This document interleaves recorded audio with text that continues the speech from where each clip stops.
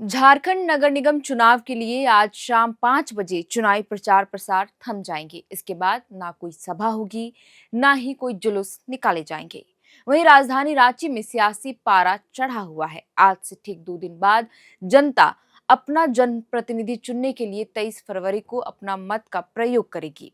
बहरहाल, आज के इस वीडियो में हम बात करेंगे कि चुनाव प्रचार थमने के बाद प्रत्याशी क्या करेंगे और मतदान वाले दिन प्रशासन ने क्या कुछ तैयारी करके रखी है। 48 निकायों के लिए 23 फरवरी को झारखंड में मतदान होने वाले हैं और आज शाम 5 बजे से ही चुनाव प्रचार प्रसार थम जाएंगे। जैसे कि मैंने शुरुआत में ही बोला, लाउड स्पीकरों की आवाजें शांत हो जाएगी और घर घर जाकर वोट मांगने वाले प्रत्याशियों का काफिला रुक जाएगा। ऐसे में अब चुनावी मैदान में उतरे प्रत्याशी, चाहे वो मेयर के हो या फिर पार्षद, सभी अब डोर टू डोर मतदाताओं से जनसंपर्क कर सकेंगे। वोटिंग सोमवार सुबह यानी 23 फरवरी को 7 बजे से शुरू होगी, जो शाम 5 बजे तक चलेगी। वहीं 21 और 22 फरवरी को रांची के फुटबॉल स्टेडियम मोराबादी में जबरदस्त हलचल देखने को मिलेगी। यहाँ बने डिस्पैच सेंटर से पोलिंग पार्टियों को उनके संबंधित मतदान केंद्रों के लिए रवाना किया जाएगा। जिला प्रशासन ने अपनी तरफ से कोई कसर नहीं छोड़ी है। मतदान कर्मियों को चुनावी सामग्री, बैलेट पेपर और जरूरी सुरक्षा किट मुहैया कराने की तैयारी पूरी हो चुकी है। आपको बता दें कि पहली बार है जब निकाय चुनाव बैलेट पेपर के जरिए किया जा रहा है। प्रशासन की कोशिशें हैं कि मतदान केंद्रों तक पहुंचने में किसी भी कर्मी को असुविधा ना हो। इसके लिए परिवहन यानी गाड़ियों की पुख्ता व्यवस्था भी की गई है। चुनाव को सुचारू रूप से चलाने के लिए वाहनों की जरूरत सबसे अहम होती है।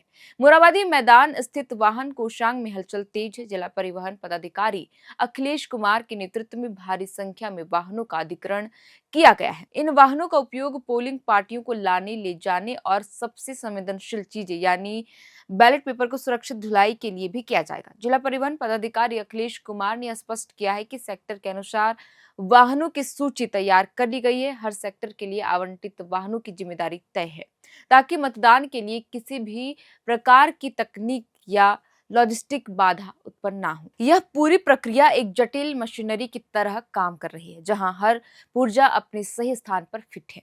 बहरहाल, रांची नगर निगम के 53 वार्डों में चुनाव कराना कोई छोटी चुनौती नहीं है। जिला निर्वाचन पदाधिकारी सह उपायुक्त यानी डीसी मंजुनाथ भजंत्री ने जो आंकड़े साझा किए हैं, वे चुनावी गंभीरता को दर्शाते हैं। पूरे निगम क्षेत्र में कुल 909 मतदान केंद्र बनाए गए हैं। सुरक्षा के नजरिए से इन बूथों को 3 श्रेणियों में बांटा गया है, जैसे सामान्य बूथ में 25, संवेदनशील बूथ में 507 और अति संवेदनशील बूथ में 128। हैरानी की बात यह है कि आधे से भी अधिक बूथ संवेदनशील या अति संवेदनशील की श्रेणी में है। यही वजह है कि जिला प्रशासन ने सुरक्षा के कड़े इंतजाम किए हैं। लगभग 4000 पुलिस कर्मियों को विशेष तौर पर चुनावी ड्यूटी में लगाया गया है। संवेदनशील इलाकों में न केवल अतिरिक्त बल तैनात होंगे, बल्कि वहां मजिस्ट्रेट की सीधी निगरानी भी रहेगी। सीसीटीवी कैमरों और त्वरित प्रतिक्रिया दल यानी क्यूआरटी की मुस्तैदी यह सुरक्षित करेगी कि कहीं भी कोई अप्रिय घटना ना घटे और मतदाता निर्भीक होकर घर से बाहर निकलकर अपने मत का प्रयोग करेंगे। बहरहाल, मतदान की प्रक्रिया शांतिपूर्ण संपन्न होने के बाद सबकी निगाहें सुकुरहुट्टू स्थित ट्रांसपोर्ट नगर पर टिकी होंगी।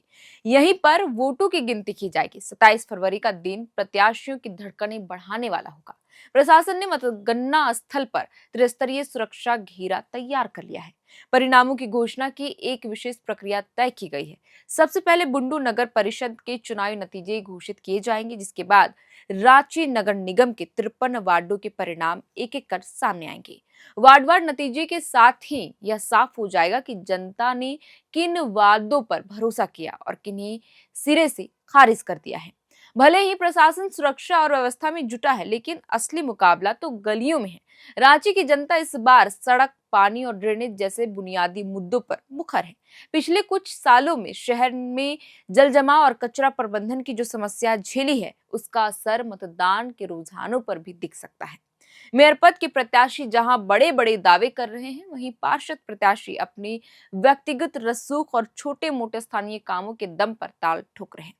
फिलहाल रांची की सड़कों पर सन्नाटा पसरने वाला है, क्योंकि शाम 5 बजे ही चुनाव प्रचार थम जाएगा, जैसे कि मैंने शुरुआत में ही कहा। अब जनता के पाले में है और मुस्तैदी प्रशासन के हाथों में कि जिला प्रशासन की चौकसी और सुरक्षा बलों की तैनाती को देखकर यह उम्मीद की जा सकती है कि मतदान पारदर्शी और निष्पक्ष होगा।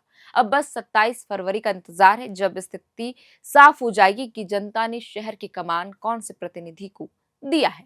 तो फिलहाल के लिए इस वीडियो में इतना ही। तो हमने कुल मिलाकर आपको बताया कि चुनाव प्रचार थमने के बाद प्रत्याशी क्या करेंगे, प्रशासन की क्या कुछ तैयारियां हैं मतदान वाले दिन को लेकर के।